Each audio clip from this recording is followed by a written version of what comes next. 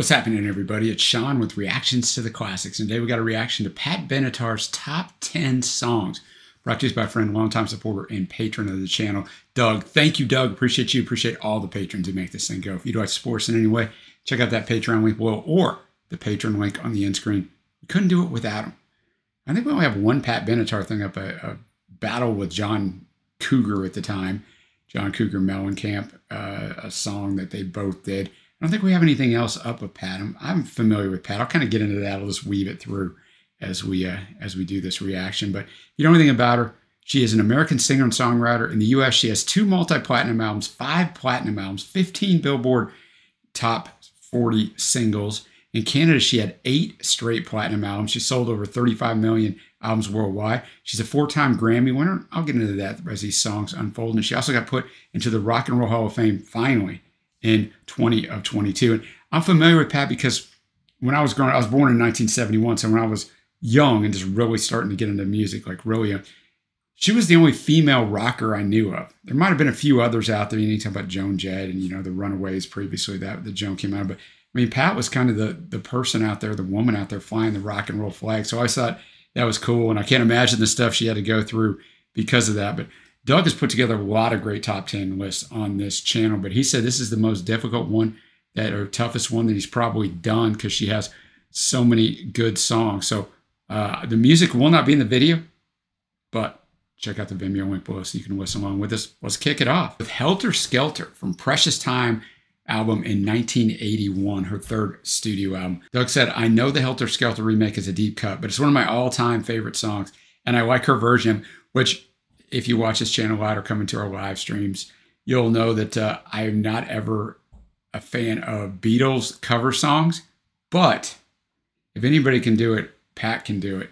And I didn't know this existed. It's the final song on this album. And, you know, that's important just because this is the vinyl days, right? So the first and last thing you leave them with was really thought out. So I'm going to have the lyrics up as always. Thanks again, Doug. All right, Helter Skelter. A tough song to cover. I know several people have done it. When I was researching this, I came across the fact that Motley Crue covered this song in 1983. I'll take a pass on that.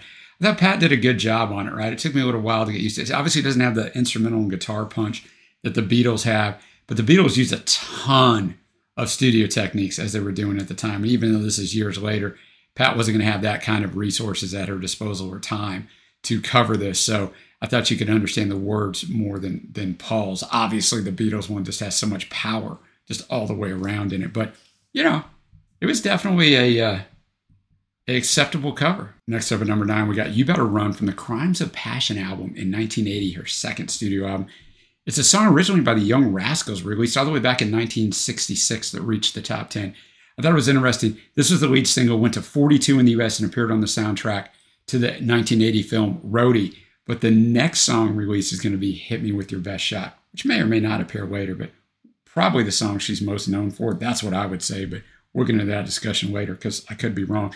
And also on August 1st, 1981, if you're somebody my age, I mean, I didn't have cable at the time. We didn't quite have it yet, but if you're a man of my age, you will know that that was the day that MTV debuted.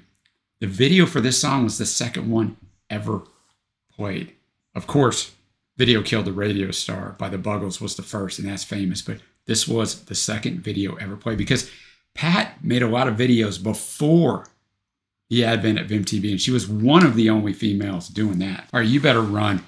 Scott St. Charles Sheets, and of course Neil Giraldo, who eventually Pat will marry, and I'll get into that in a little bit. On those great guitars, Neil's also on the keyboards, but the guitars were really, really good.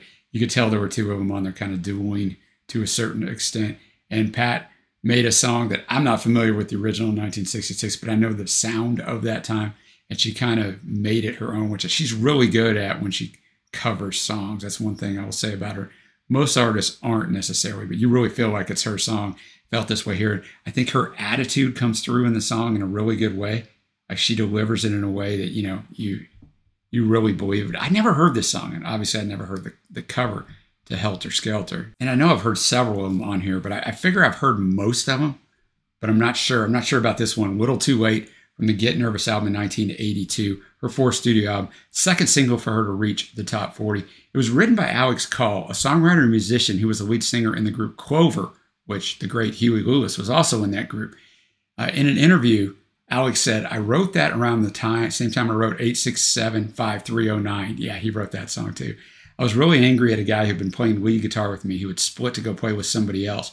So that's what the song's about. It wasn't actually a boy-girl thing. It was more like a band leader, lead guitarist thing. You want to come back and play with me? I don't think so, bud. Benatar said of the song, that was Alex's call. I just like the song. Some outside songs we rip to pieces. That song is not far from what he originally wrote, because that's the other thing Pat would do. She would take the songs, but she would rewrite parts of them and stuff to suit her. And there's a lot of talent that it takes to do that. So I'm not sure if I know this or not, but we're about to find out. Little Too Late. I did not know that song. She really punches that up like, it's that attitude that she has that just makes these songs really, really work. Thought the guitar work was great. And it was of the time. It sounds like 1982. Sounding like 1980, 81, 82 is a good thing. Sounding like 1985, 86, we could argue about that. That was, I was 15, 16, 14, 15 years old in 85, 86. And some of those songs with the synth and the way they were put together. But this song, man, it reminds me of that time when I was, I've been 10 years old, 11 years old when this came out. And like I said, I don't know it, but I love the sound. I will say this with the first 3 songs we've got. I wish somebody would go back and remaster these and punch up the instrumentation and her voice a little bit. They do a really good job. It's just, the production's a little washed out. Like you could tell it could have so much more punch. So somebody out there, go and do that. All right, next up we have a song I'm very familiar with. We Belong off the Tropical album in 1984, her 5th studio album. Went to 5 in the U.S., written by Eric Lowen and Dan Navarro. It came to them as a result of their own struggle to work together successfully. In an interview, Dan explained, quote, Eric and I had been in a band together, and it wasn't going well. I had a family business I was helping with in advertising, and my commitment to the band was flagging. So he said, you've got to go. He was my best friend, and he kicked me out. We didn't talk for 6 weeks. He had written 4 songs in his life, and I'd been one of the main writers in the band. He calls me one day and says, let's get together and write a song, just for the heck of it. I did it because he's my friend. I try to put my anger and hurt aside, and we wrote it in 90 minutes. So just like the last song, just like A Little Too Late, this is not a love song or, an angst romantic song, but she made it into that. And this video, man, it was 1984. This is peak MTV. This video was everywhere. I could see it right now, and I haven't seen it in probably 39 years. All right, We Belong. When you listen to her singing, it sounds like a relationship, whether it's a married or a serious relationship, where you're going to have issues. It's going to go back and forth. But no matter what, even though we're going to have these issues, we belong together. I think that's why it probably hit for so many people. But when I listen to it now, all these years later, and understand music theory and music a whole lot more than I did, obviously, when I was 12 and 13, when I first heard this song.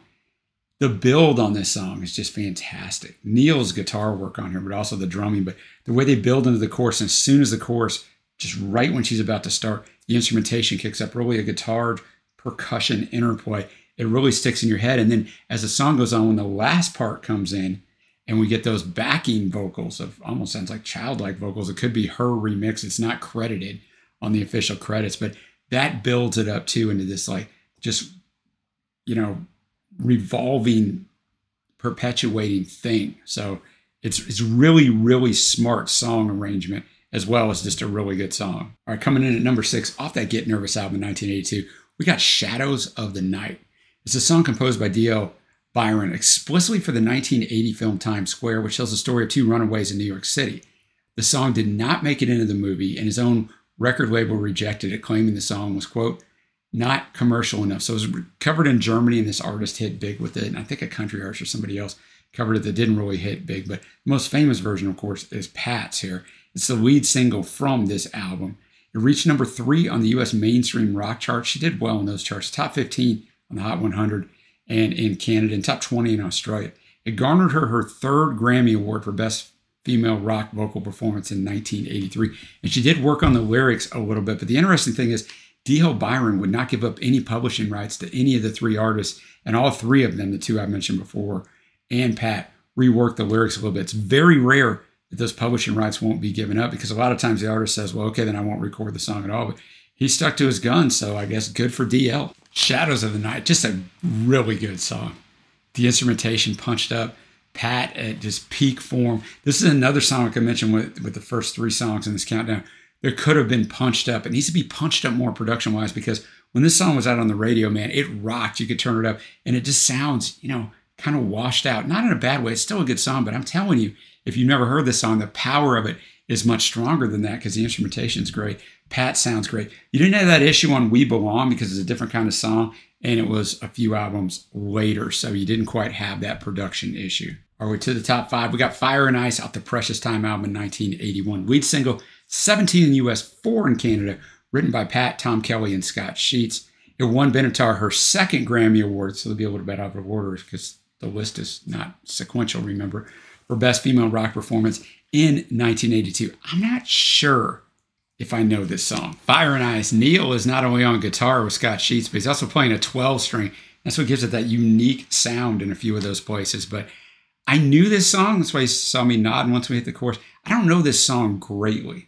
I've heard it, but I don't know it really well. But great song. You know, it's about a guy who is very nice to her when he wants to be, and then he turns the cold shoulder when all those things are done and takes a walk, but then he comes back when he wants some. So Fire and Ice, it's about him. He is fire and ice. I thought it could be, you know, one of them's fire, one of them's ice, but no, it's about him. You believe it. You feel the passion in Pat's voice in this one. Next up, we have Love is a Battlefield from the Live from Earth album in 1983, which is a live album, but this was a studio song, right? It's not a live song, and that's what they did back in the day. I mean, it's still done a little bit now, but to try to get a single off of to get you to buy the live album, it's a smart thing. It was ranked at number 30 in VH1's list of the 100 greatest songs of the 80s. It was written by Howie Knight and Mike Chapman for Pat, so they wrote it for her.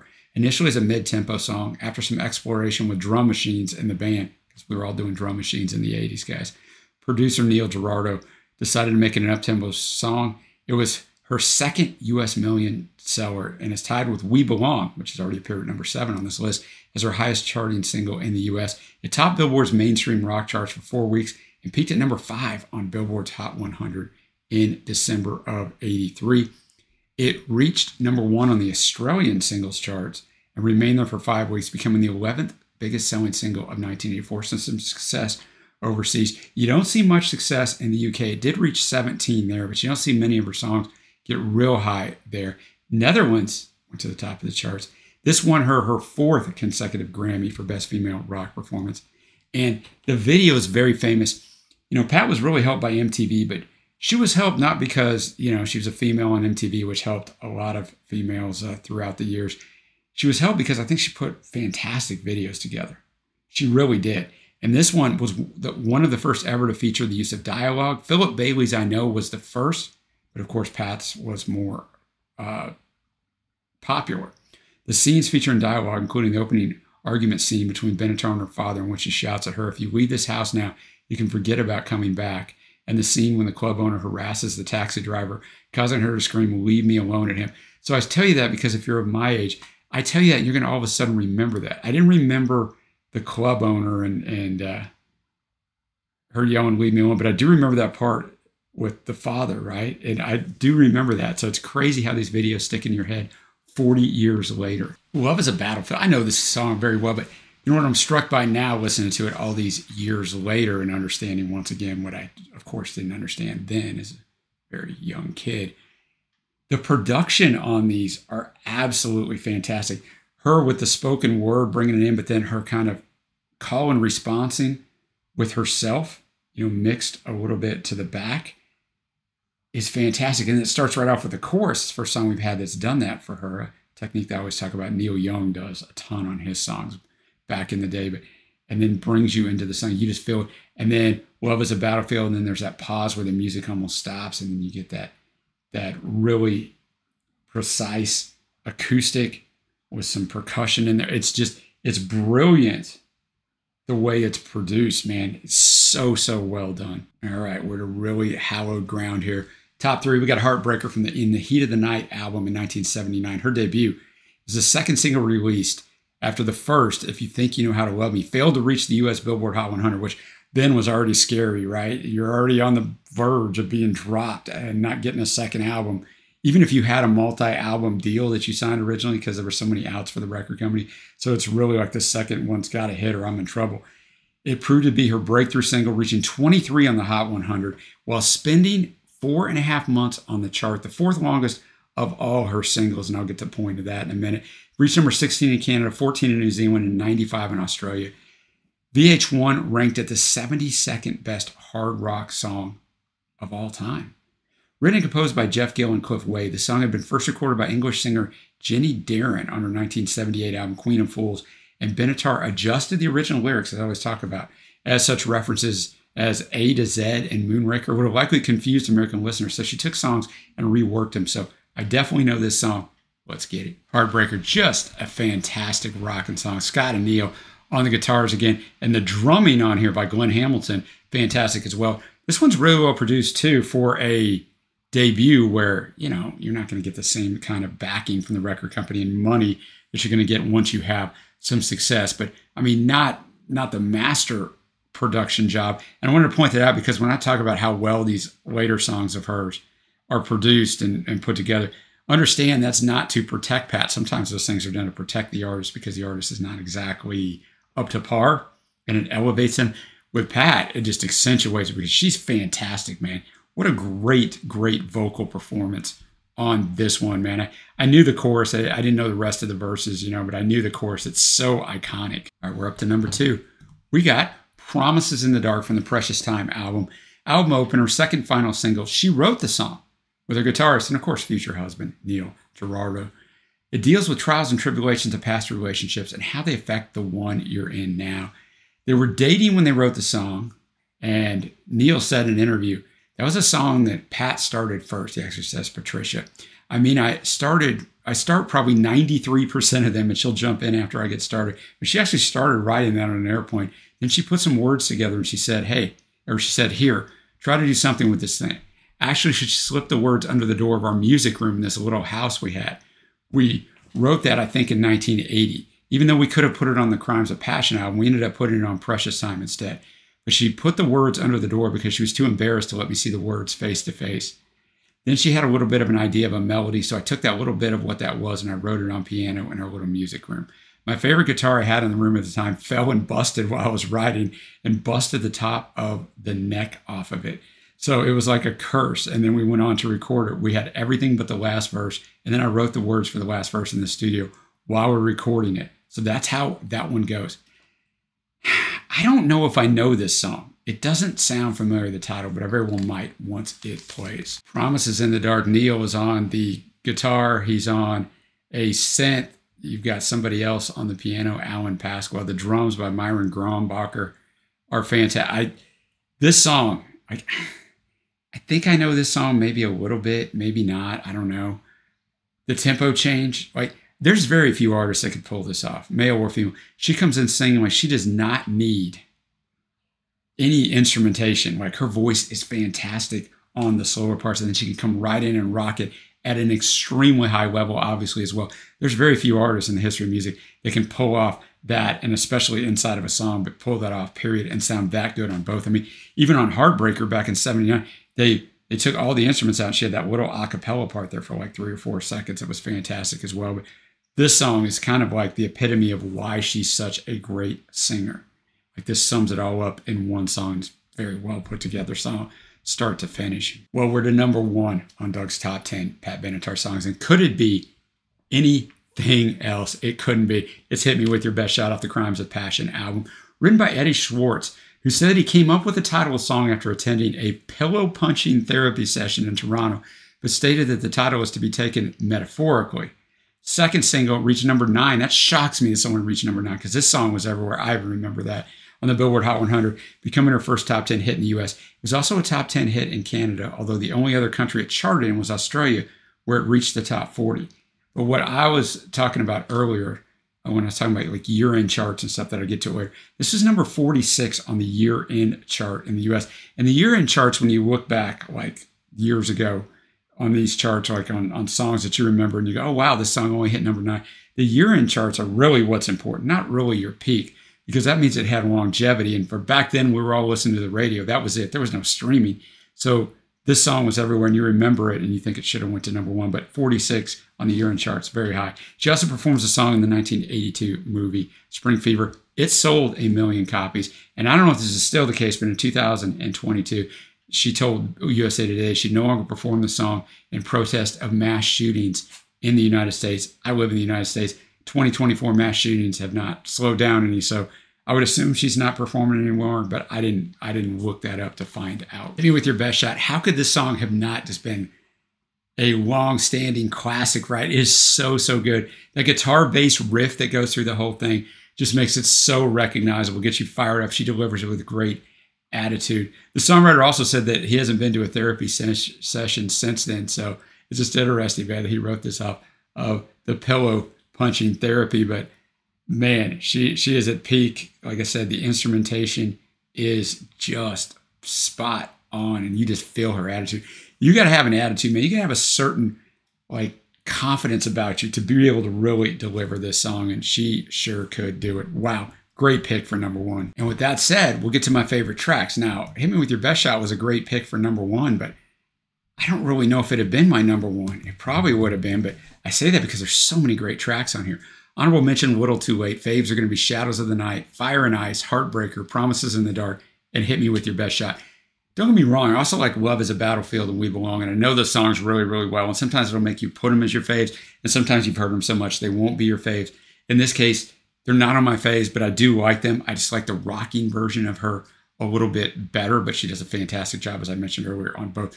Pat Benatar, a very underrated artist, I think, in musical history. And there's no telling how many women she inspired, showing, look, you don't have to go over here and sing these ballads and do all this stuff. You can do it all, and just a fantastic list put together by Doug, as he always does. So appreciate him. Appreciate everybody for watching. And until next time, guys, I will see you.